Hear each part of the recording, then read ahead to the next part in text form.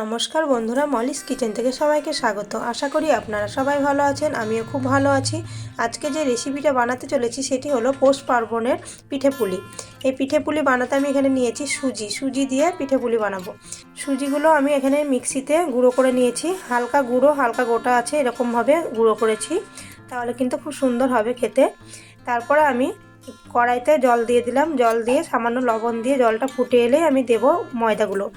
আর ওদিকে দুধটা আমি অল্প দুধ নিয়েছি, দুধটা ফুটে এলেই আমি এর মধ্যে দিয়ে দিলাম 200 গ্রাম খোয়া ক্ষীর।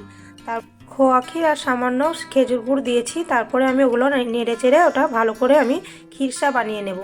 এরপরে আমি ময়দাটা ভালো করে আমি জলের মধ্যে দিয়ে এরকম করে নেড়ে চেড়ে নিলাম।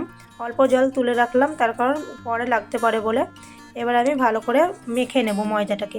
এদিকে ক্ষীরসাটা তৈরি হয়ে গেছে, আর এদিকে আমি হাঁড়ির মধ্যে দুধ নিয়েছি। দুধটা ফুটে এলে আমি দিয়ে দিলাম এলাচ তেজপাতা। তারপরে সুজির ডোটার মধ্যে আমি কিছুটা ঘি নিলাম, দিয়ে ভালো করে আমি সুজির ডোটা মেখে নিলাম। খুব সফট হবে ডোটা, না হলে কিন্তু নরম হবে না। এগুলো সুন্দর করে মাখতে হবে। তারপরে এই যে এরকম করে অল্প করে লেচি কেটে নিয়ে বাটির মতো বানিয়ে আমি তার মধ্যে দিয়ে দিলাম ক্ষীরসা। তারপরে এরকম করে একটু খাঁজ করে ডিজাইনটা করে নিলাম। হয়ে গেল আমার ক্ষীরসার পিঠেপুলি। এইভাবে আমি সবগুলো পিঠে আমি বানিয়ে নেব। তারপরে এই যে সবগুলো পিঠে বানানো হয়ে গেছে, দেখতে কত সুন্দর লাগছে। এরকম করে সুজির পিঠে বানালে কিন্তু খুব সুন্দর হয়, টেস্ট হয়, খেতে খুব নরম হয়। চালের গুঁড়োর থেকে, চালের গুঁড়ো দিয়ে বানালেও ভালো হয়, তার থেকে কিন্তু সুজিরটা খুব সুন্দর হয়। এবার দুধটা ফুটে এসেছে, আমি পিঠেগুলো সব দিয়ে দিলাম। দিয়ে আমি এখানে 10 মিনিট মতো ফোটাবো, তাহলে কিন্তু পিঠেগুলো সেদ্ধ হয়ে যাবে।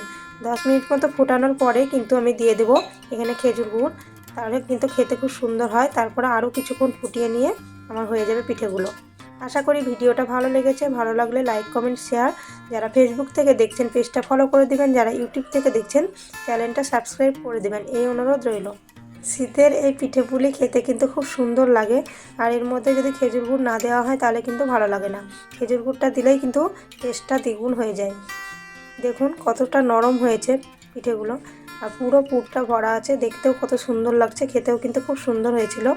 দেখা হচ্ছে পরের ভিডিওতে। নমস্কার, ভালো থাকবেন সবাই।